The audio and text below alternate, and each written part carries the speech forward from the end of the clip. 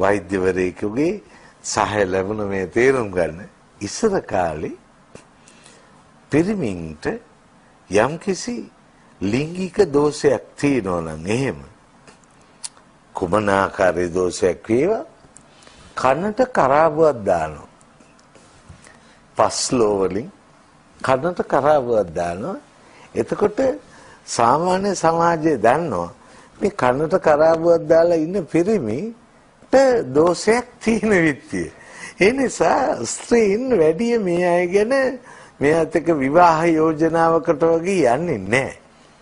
ඒ කරාබුවක් දාලා ඉන්න පිරිමින් හරි බයයි මිනිස්සුන්ට පේනවට මේක. ඒ නිසා කොණ්ඩේ වවලා දා ගන්නවා කනේ තියෙන කරාබුව නොපෙනෙන. බලන්න සමාජයේ කාලෙන් කාලයකට වෙනස් වෙන විට හැටි. දැන් එවකට කරාබු දැමමිනි හරි ලැජ්ජාවෙන් ඉන්නවා. ඒ වහ ගන්න හදනවා. හැබැයි වර්තමානයේ මම දකිනවා කරාබුකුත් දාගෙන කොණ්ඩේ හොඳට බැඳගෙන ඒක මෝස්තරයක් හැටියට තව සංඥාවක් දෙනවා මම මාර මිනිහෙක්.